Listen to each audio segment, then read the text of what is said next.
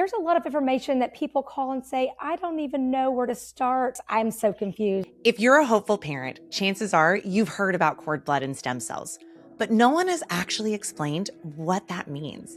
You've probably been handed a lot of information, pamphlets, recommendations, opinions, and while it's usually framed as something you should do for your baby, very few people actually explain what these options are, what they're used for, or whether or not they even make sense for your family.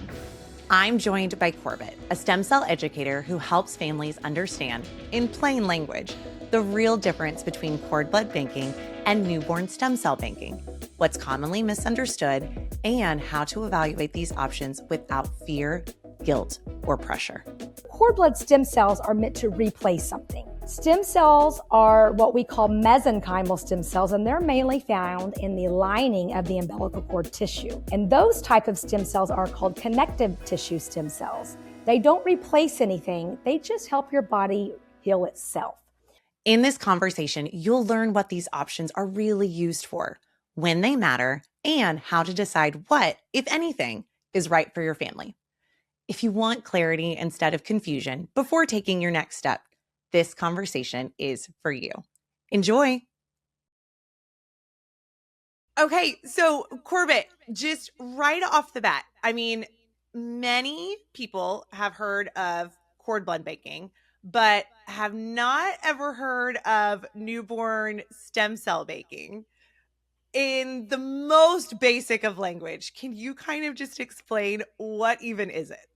Absolutely. And there is a lot of different information out there. There's a lot of information that people call and say, I don't even know where to start. I'm looking this up, and one thing saying cord blood, something saying cord tissue. Now you have stem cells in the mix. I'm so confused. Please help me out. Yes. So I get this every single day. And I could talk to you for weeks about this, and it is so exciting, but I'm going to try to give you a very easy explanation in about 30 seconds. Perfect. Just a high level of what's the difference. So cord blood baking has been around for about 30 years, maybe a little over 30 years. And cord blood is primarily for a donor's use. So cord blood is a type of stem cell that is a hematopoietic stem cell, or an HSC, they like to call it. And it is a blood and immune system stem cell. So it treats blood and immune system disorders. Think of cancers, leukemias, lymphomas.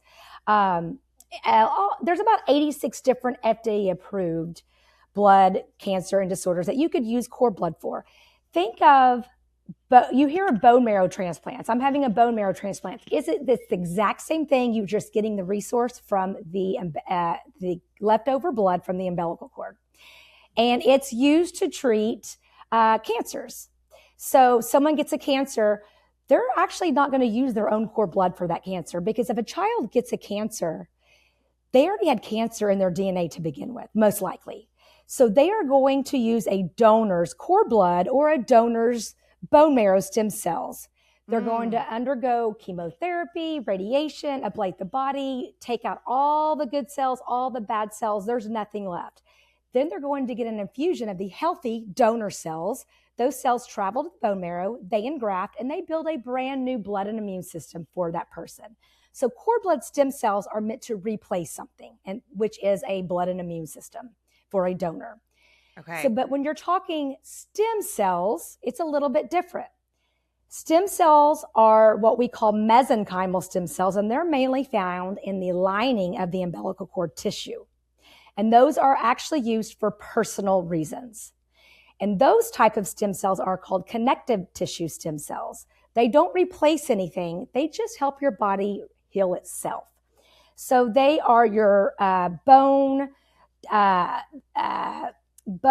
tissue, fat, cartilage stem cells. So they built the skeletal system of the human body, the vascular system. And they are used in an area of medicine called regenerative medicine for personal use. And you can get them through an infusion. You can get them through a direct injection to maybe like a hurt knee or a back or a shoulder, but they can do several different things. They can reduce inflammation in the body. They can help reset the immune system. And then they can actually heal a bone or cartilage in a direct area. Cord blood and stem cells are completely two different types of things that we use in the body. Wow. Okay. Yeah. I think one of the things that I kept hearing you say was when you were talking about cord blood, you kept saying donor. And when you were talking about stem cell, you kept saying personal. Yes. I feel like just with a very brief, Google search, you see a lot of, when you say cord blood, you see a lot of your child will need this. But what I'm hearing you say is you're actually, in fact, not ever going to use yours. 9.9 out of 10 times that is the correct statement. Okay. There are about 3 different FDA approved uses that you would use your own cord blood for. Very rare uses. But for the most part, you are going to be using that cord blood for transplant reasons for a donor. Yes. And I think that's where a lot of people get into the weeds because they don't quite understand that. And that's not quite explained from the cord blood companies. Mm-hmm. It's always your baby's 100% matched to this and you can use it for cancers or those types of things. But what they don't go on, and it is used for cancers and your baby is 100% matched. That is completely true. Yeah. But that's not the full story of what cord blood is and what it's used for. And I think that, there needs to probably be a lot of re-education, not even to expecting parents, but to agencies that work with expecting parents, OBGYNs, doula groups, surrogate agencies, midwives. This is something that a lot of expecting parents ask about, but you guys probably do your own research on Google as well. So you're kind of left in the dark, probably just as much as expecting parents. I would say so. Well, and I mean, that explanation, isn't cute on a pamphlet. Like, I mean, I remember going to the OB and you're kind of handed a ton of paper and you're like, okay, here's an option. If this is something you're interested in, here's who you can talk to. And kind of that was the end of it. Right. But I feel like I remember almost, it was like you had these two choices when it came to cord blood. It was like it can all go in one bank or it can be like a personal thing. And, there was just this whole idea of exactly like you said, oh, your baby is 100% matched. And it sounds like it was just I don't want to say just, but there's definitely just a lot of misconceptions that can take place in that situation. I think there just needs to be a little bit more fine print, maybe underneath that your baby's 100% match. Yeah. And it's not a bad thing to do. Sure. If you're going to have 2 kids and maybe you have cancer that runs in the family, and you have 2 kids, if they're a match, child number 1 could use child number 2 stem cells if they're a match. There's about a 25% chance that they're not going to be a match. So how that works is on the matching side, 50% of the time, for a full blood sibling, you're 50% of the time, you're going to be a 50% match, which is good enough to use for a stem cell transplant for cord blood. And 25% of the time, you're going to be 100% matched to your sibling. And then 25% of the time, you won't be a match at all. So there's still a 25% chance that you would not be able to use that blood for a sibling. But Whitney, I will tell you, those companies have been around for between 30 and 35 years. And I would say on total, there's probably been about 1.5 million families, give or take, that have stored their cord blood in one of these cord blood banks in the US. And for transplant medicine purposes, don't quote me on the exact number, but I'm going to say 100% less than 500 have been used in over 30 years. Oh, wow. Yeah. And all the banks combined. Oh my because goodness. There's so many limitations. And let's talk about something else. Once that child gets to a certain age or certain weight, there's not enough cord blood for a stem cell transplant. So another thing that is also out there is, oh, well, your mom and dad are always a 50% match to child. So if you got a cancer, you would be able to use your child's stored cord blood in a private cord blood bank. But what is not talked about is there's what you weigh too much. There's not enough stem cells, total nucleated stem cells left in that cord blood sample for an adult to use.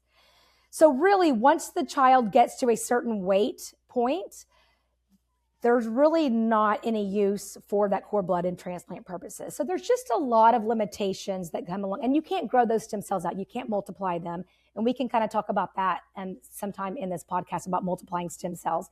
But you can't multiply cord blood stem cells. So you really have a very small window of being able to use those stem cells if you choose to store them in a private cord blood bank. Wow. Super eye-opening, huh? It really is. It really is. So, okay. So that, I mean, and again, you've already kind of talked to us about how really you end up using someone else's and, just as far as the cord blood stem cells go. When you were talking about the newborn stem cells, you said personal use. So can you talk a little bit more about that? And I would love for you to go into what you mean by multiplying them. Yes, absolutely. This is where it gets super exciting. Yeah. So in order to use a mesenchymal stem cell, well, let's back up for a second. In that umbilical cord tissue, there are, I would say, roughly about 2 million mesenchymal stem cells left over in the lining of that umbilical cord tissue. There are a little bit left in the cord blood of these mesenchymal stem cells. I would say about 250,000, give or take. But mainly it's in the lining of the umbilical cord tissue in what we call the Wharton's jelly. And those must be extracted from the umbilical cord. If there's blood that comes in, we can use the blood, but the umbilical cord tissue is required. Mm-hmm. Those stem cells must be extracted. However, if you just stop at that, maybe let's say you get 2 million stem cells and you freeze it, that's not enough for one single stem cell therapy. Oh, wow. So those must be put in an environment where they naturally self-replicate. And if that doesn't happen, there's almost 100% chance that you're not going to be using those stem cells for anything, because that's just not enough for one single treatment. And I can go into the typical use of how many stem cells people use for personal therapy. So it's very important that these stem cells are extracted before they go to the cryo freezer, and they get multiplied before they go to the cryo freezer, because sometimes these stem cells stay dormant. We put them in an environment where they naturally self-replicate. They are an organism. They grow. They can multiply. And how they do that is adhere to plastic. And they like to be in a very clean, a very specific environment to do that. And they can do that without having any kind of manipulation. You could put them in a special environment, and they literally start to adhere to plastic, and they start growing. It's almost like a germ. It just keeps multiplying. Yes, it is really kind of freaky, but it's science, and it's pretty cool, and that's what they do. So, but sometimes they don't do anything. Sometimes they just don't, either they don't like the environment, or maybe there's some bacteria that was on the umbilical cord that came in for whatever reason. Sometimes they stay dormant. And you want to know that up front, because like I work at Vital Cells. We give our clients, we refund their money back if that happens, because there's no reason for them to pay for this initial processing, pay for years of storage when they're never going to be able to use it. So it's super important that these families know up front what's happening. Yeah. So what happens is during that initial processing, we grow out what we call a working cell bank. And that working cell bank, it could be anywhere from 40 million to 60, 70, 80 million. And we store in vials of 10 million. So every vial that we put in our cryo chambers has 10 million live, viable. We have tested the contamination. We've tested the sterility and viability of those stem cells, and they go in a cryo chamber waiting for someone to order them. But we make a working cell bank for a reason. If we get a a working cell bank from the beginning, that family can actually order stem cells on demand throughout the entire lifetime of that child to be used for multiple times. So what we would do is pull a vial from that working cell bank. Let's say it's a year later, 5 years later, even 50 years later. We can pull a vial from that working cell bank and regrow from that vial to whatever the treating physician needs for, maybe it's 30 million or 40 million, whatever it is, the number is. And then we can ship those stem cells out to a treating physician that's going to be infusing those back into that child. Wow. Yeah. So I call it the gift that keeps on giving. Yeah. So can you talk a little bit more about what are those current medical applications for the stem cells that you see a lot of people using? Absolutely. So when we talk about personal use of stem cells, we're talking about personalized medicine. And what I like to explain is when you're using a product, let's say for high blood pressure or high cholesterol, typically you have one or two different molecules. You'll have a company that makes one molecule. You'll have another pharmaceutical company that makes maybe a slightly different molecule. But those one or two molecules are going into thousands of people that have 100% DNA difference in every single different pathology, different DNA. So you're wanting those medications to work the same way on every single person that uses those. And that's just not reality. So that's why you get people that have side effects with one medication. Oh, but my neighbor's doing fantastic on her. My best friend's doing fantastic on this pharmaceutical. That's because their pathology works with that certain molecule. Right. The problem is we don't know what you need for your body, right? Unless you're going to be doing some DNA testing, so that DNA testing can tell you what you need. But the cool thing about stem cells is it's one molecule, it's your pathology, it's your biology. So it's going in and working with your body to better your system, to better your system. And so when we talk about stem cell therapy, there are different things that you can use this for. So earlier I mentioned that these stem cells can reduce inflammation. They can work on the immune system. So if you're doing an IV infusion of these stem cells, what they do is they go in and they go to the heart and lungs first. They go bounce back and forth to your heart and lung. I don't know why. That's just what they do. And then they go out systemically into your body. So when they do that, it's taking inflammation out of your body, your entire body. The only thing that can actually do that, other than stem cells that I know of, I'm not a medical doctor, are steroid injections. So, right. You hear about people going in, my knee hurts, whatever. Oh, I got a steroid injection. Or you go to the doctor and you have some kind of virus. Well, they want to give you a steroid shot or steroid, pills to take.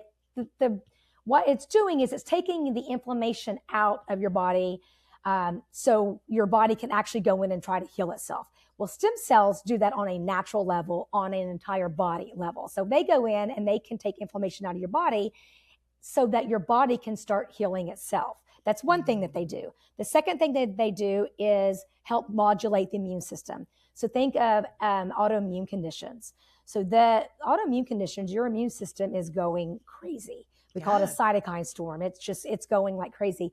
Well, we need something to kind of bring that back down to a normal level. And that's what stem cells can do. They can help your immune system, get back to where it's properly functioning. This is not a one-time infusion. I like to tell people that, hey, think of this for a while as your medication.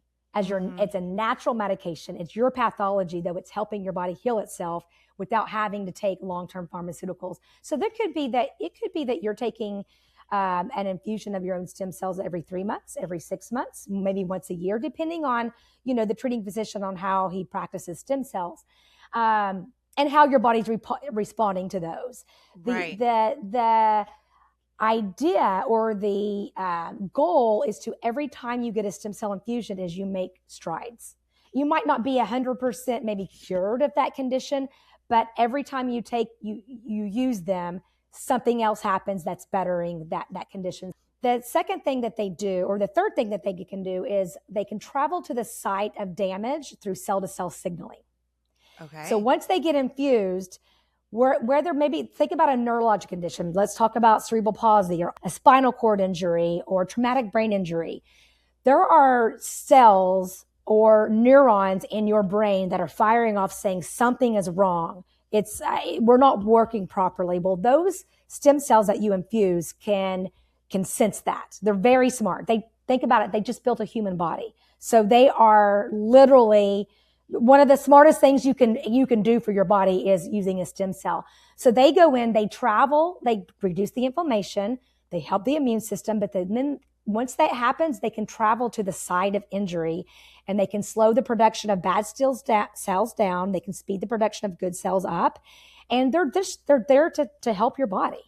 To try to get to the root cause of what's causing that condition.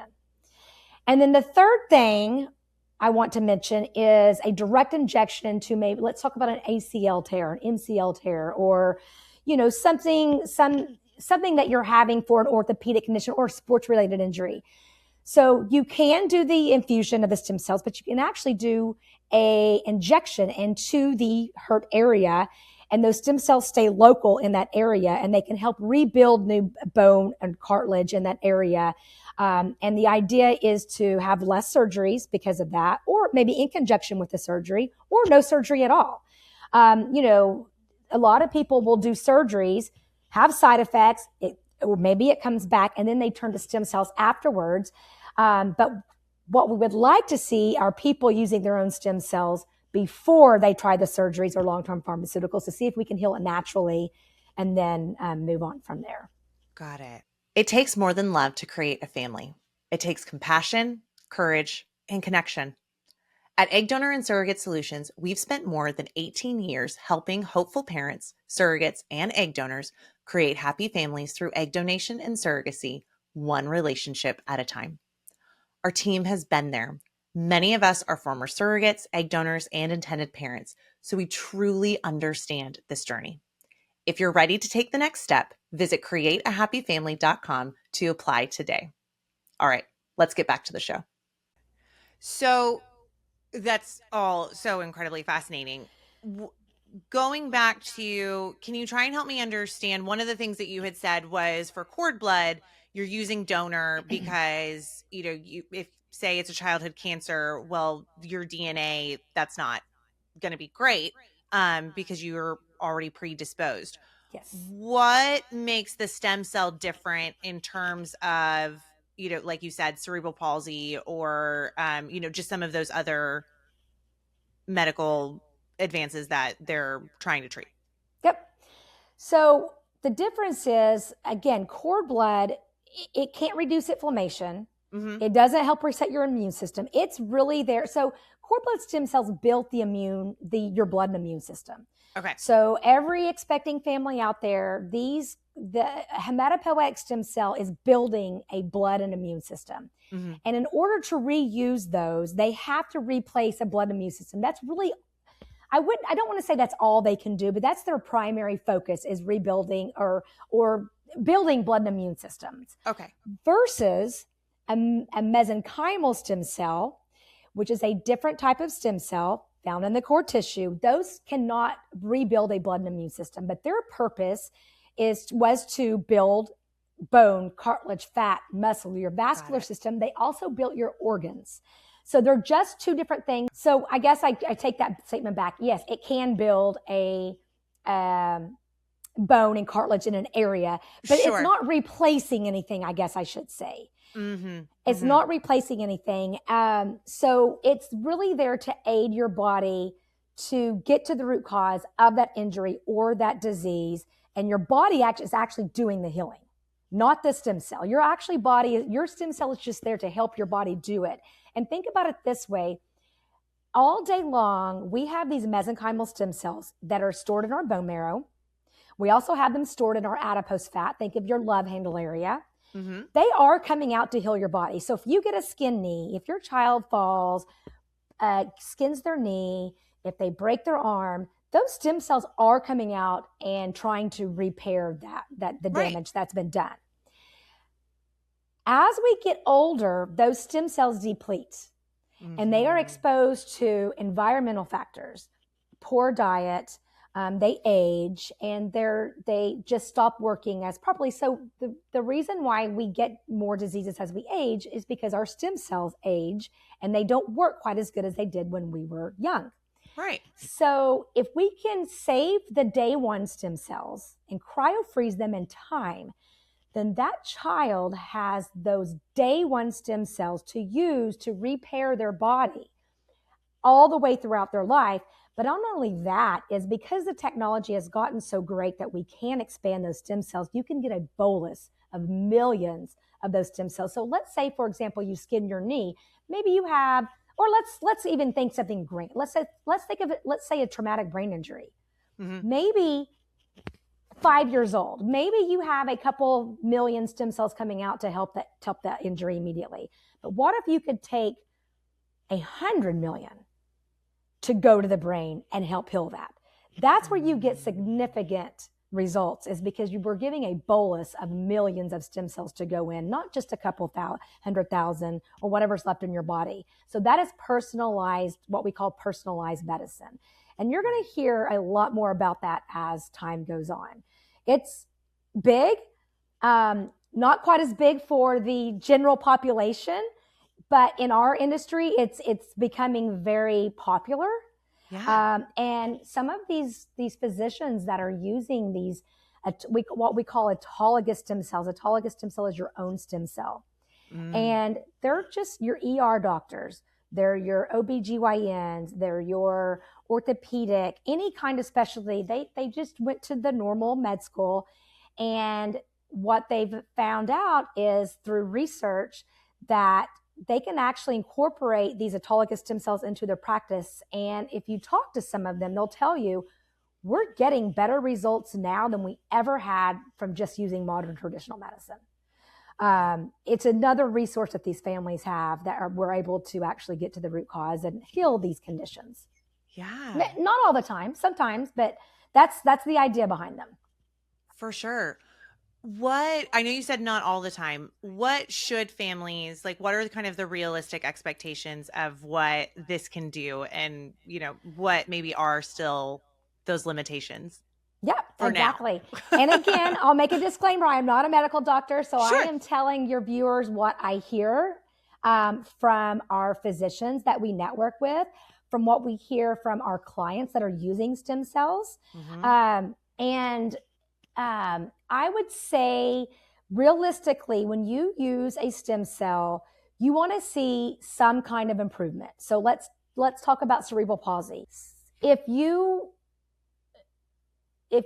use these stem cells and maybe you went from being able to turn your hands over if you have cerebral palsy, that's a win with that dose of stem cells. That's a win because you made progress, you made strides. And so what you want to see when you use these stem cells is a milestone every time you use them.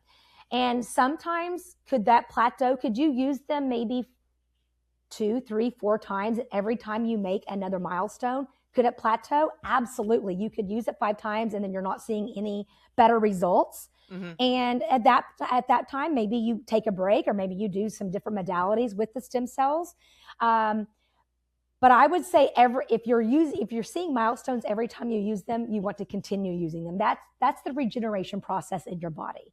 Right. So you shouldn't expect to use them one time and you're healed. You're healed of this condition. That's definitely an unrealistic expectation that people should definitely realize. But the idea is every time you use them, you make a better milestone in that condition. Okay. When families are, especially, our clients, this has already been just even getting to baby has already been such an emotional roller coaster. So, and really any parent, when you're already emotionally stretched, how do you help them evaluate this option from a place of clarity versus maybe panic or fear?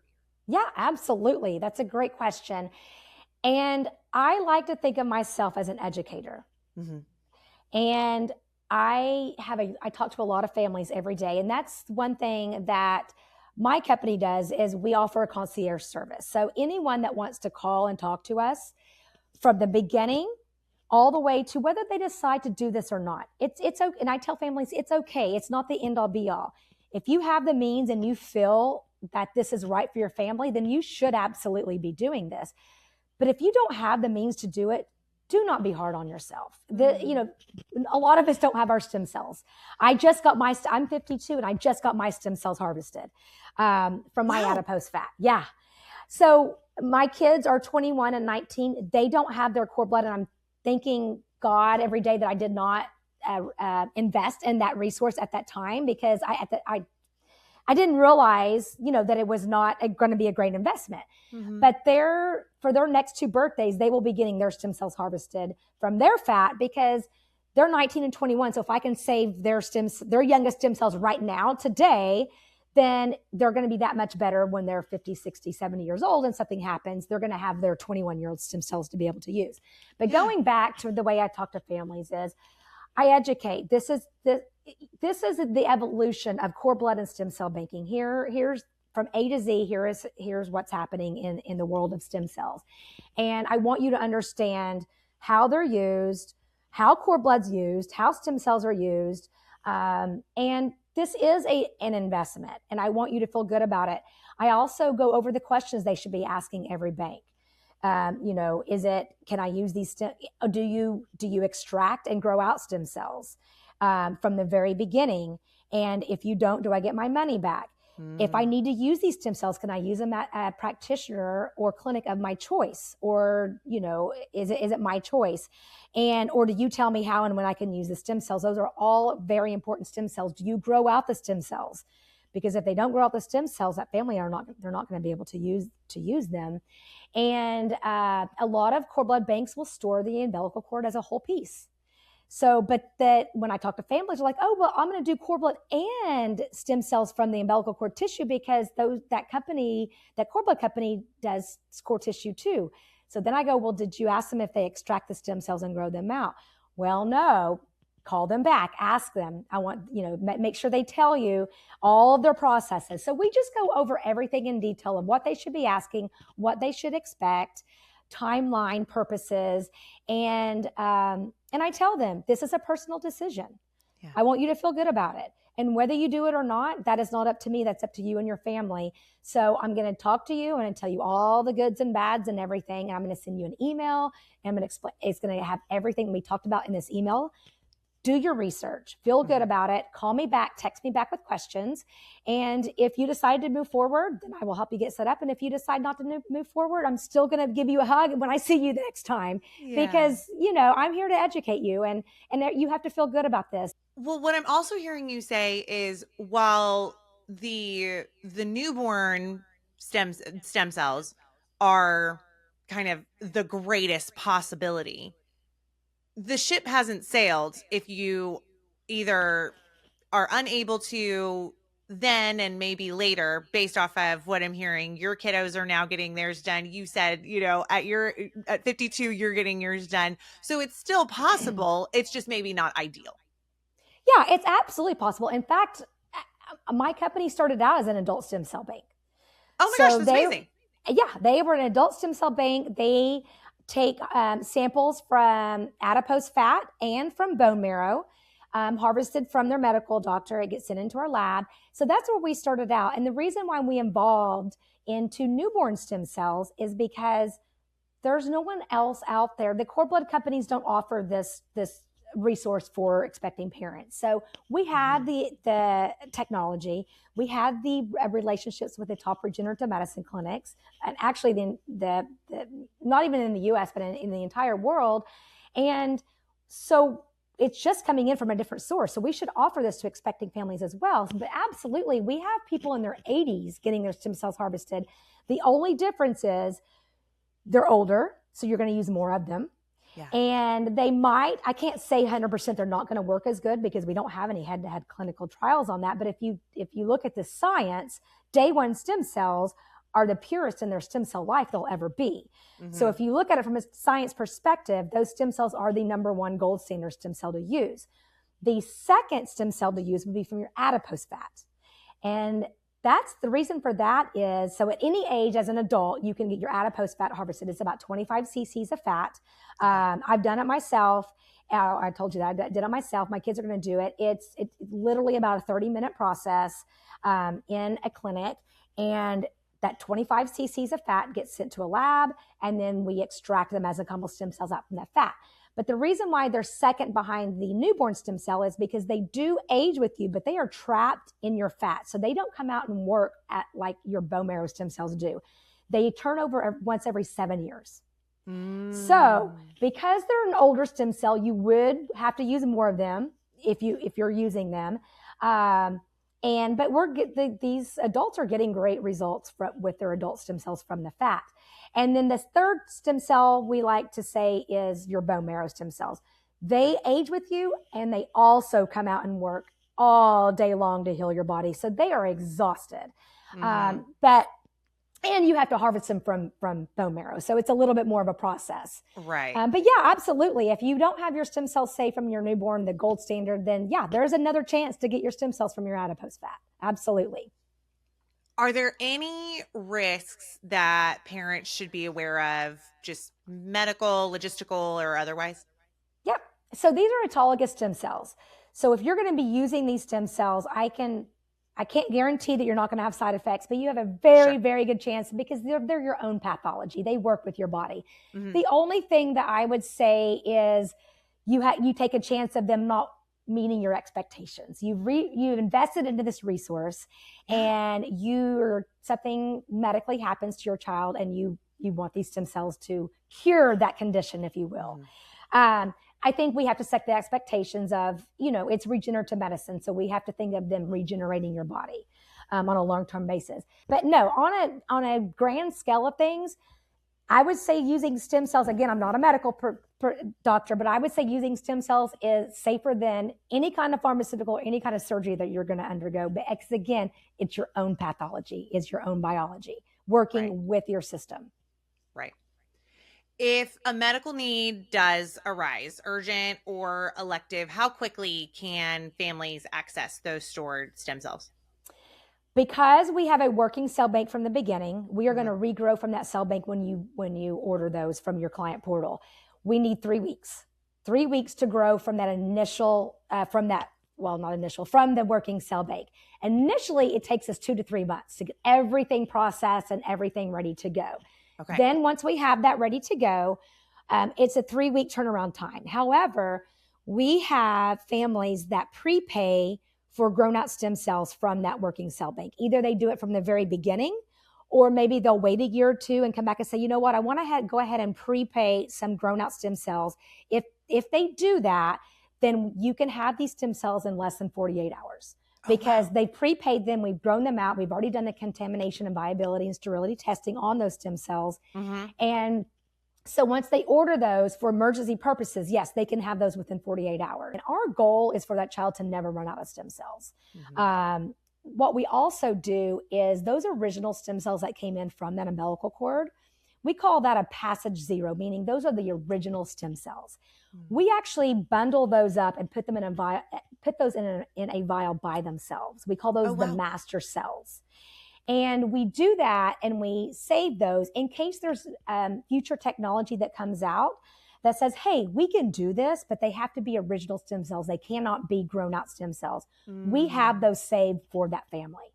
And so those are your master cells. So we save those, we put them back in a different vial and a different dewar, and we save those for that purpose. So that child will always have their original stem cells if things come out for future technologies. Oh, I love that. I love that there's just this planning ahead. And I really appreciate just the transparency and, just everything that you all are doing. How does Vital Cells coordinate with the hospital and clinics and carriers? Kind of what's the nitty gritty of all of that? Yep, super easy. So what happens is if an attendant parent is, if they are interested in learning more, they would call probably me. Most of the time, I would talk to them. Once they decide they want to move forward, then they sign up early on our website. We ship a kit to the intended parents or the surrogate, sometimes both, depends on the situation. And because what happens is that kid is going to be brought to the hospital on the day of delivery. So that's why they sign up early. We get everything prepared behind the scenes. We get them set up with a medical courier. Mm-hmm. So, usually the intended parent wants the kit, and they will be responsible for bringing that to the birth of the child. I've had situations where the intended parent said, you know what, we are planning on being there, but what if they go early? There's all kinds of situations that can happen with childbirth. These children come when they want to, right? Absolutely. So sometimes we've been known to send one to the surrogate and one to the intended parent. That way we're covered on both sides. And then sometimes we just send it to the surrogate. It really depends on what the intended parent wants. This is all about them and what they feel comfortable and what they want. And so that kit gets brought to the hospital. Once the child is born, that medical doctor will collect the cord tissue, and if there's any leftover cord blood, and I want to say this, if there's any kind of delayed cord clamping that is being done, that is totally fine. We do not have to have that cord blood. We'll take it if there's anything extra, but that baby can have all the blood that those parents want that baby to have. But it's required that we have the tissue.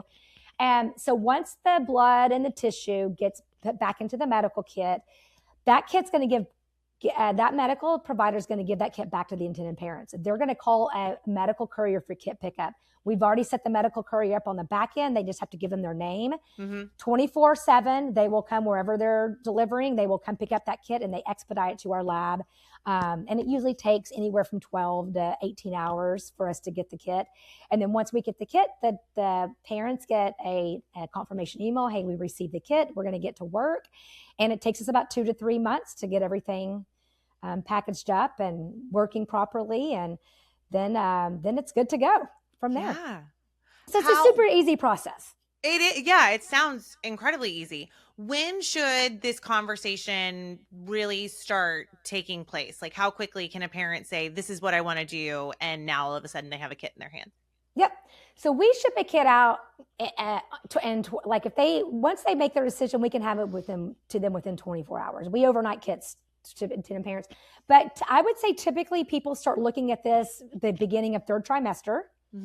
And that gives them a few months to kind of do their research. We have people that call us that are 15 weeks pregnant, or, really anytime during the pregnancy, they can get educated.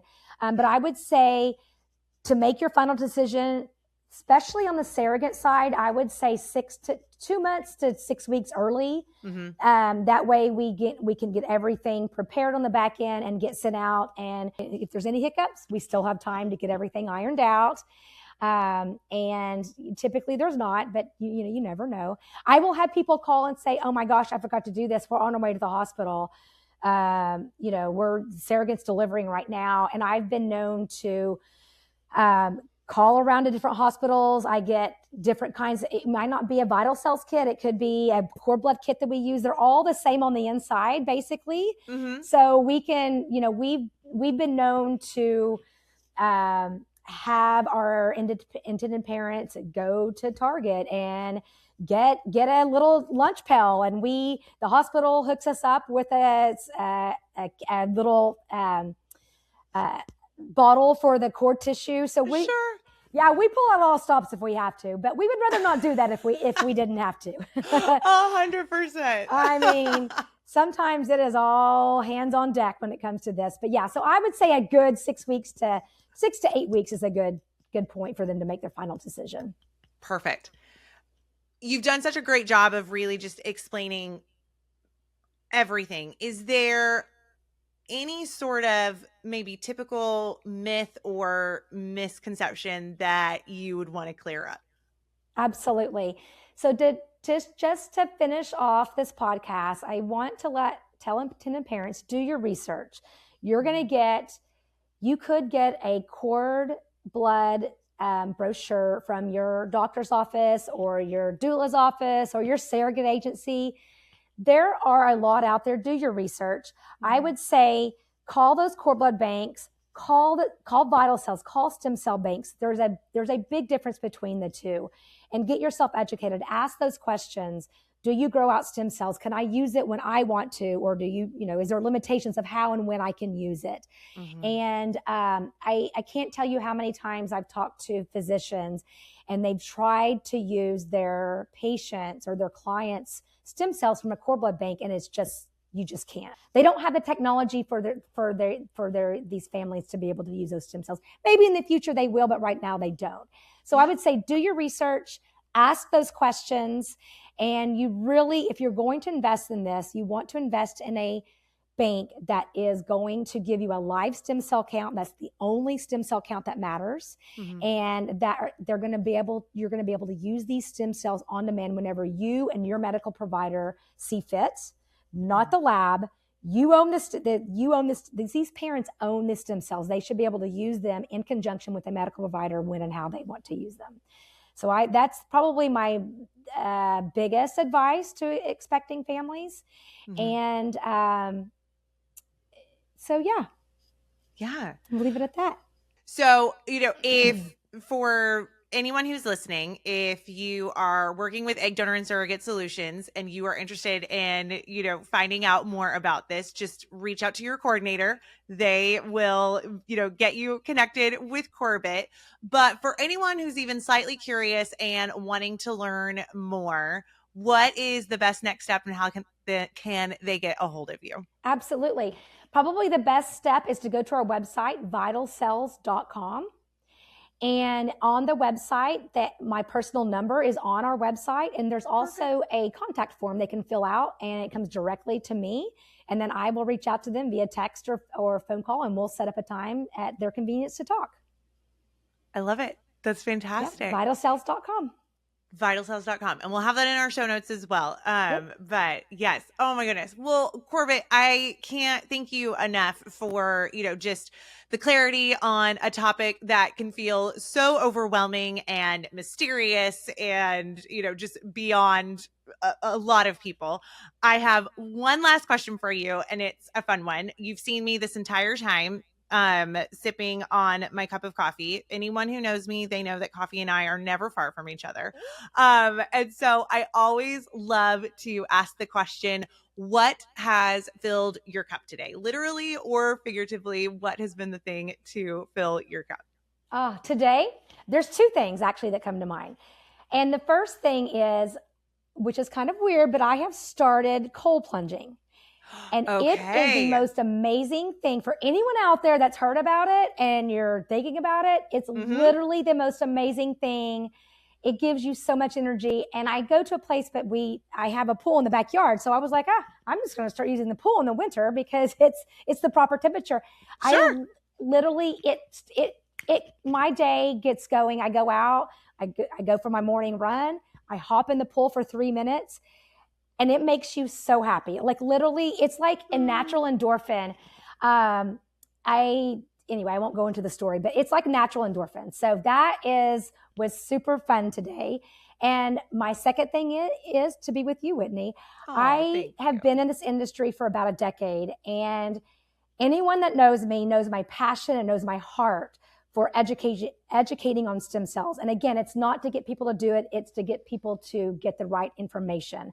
Yeah. I think it's super important, and I love doing it. And I want to start my own podcast with stem cells. And that's why I'm like, I'm going to have to pick your brain, because I think there's so much misinformation out there, that families that don't get, or like, I wish I would have known this. I would have done this. I had no idea that this is even an option. So it's so important that we get this education out to families, and the right education. As much education as that, my goal literally is to talk to as many expecting families as possible, so that I can help them make an educated decision. So thank you so much. No, thank you. I love that. And again, just so grateful for your passion and your desire to bring transparency and clarity to something that can feel, again, so overwhelming, but also can lead to, like you said, a lot of misinformation and misunderstanding, and not having the full picture in a way that doesn't use fear or pressure. And I think that means a lot to people, especially, the people that are part of, just this area of fertility. So thank you. I super appreciate that. And also very impressed by your cold plunging skills, because I have attempted to do the cold shower thing and I last for about 5 seconds. So I am very impressed. Well, thank you again, Korbet. And again, for, any clients that are working with egg donor and surrogate solutions and you are interested in this, just reach out to your coordinator and they will get you connected to Korbet. And then if, you're just wanting to do a little bit of your own research first, go and check out vitalcells.com. So thank you so much. Thanks, Whitney. I appreciate your time.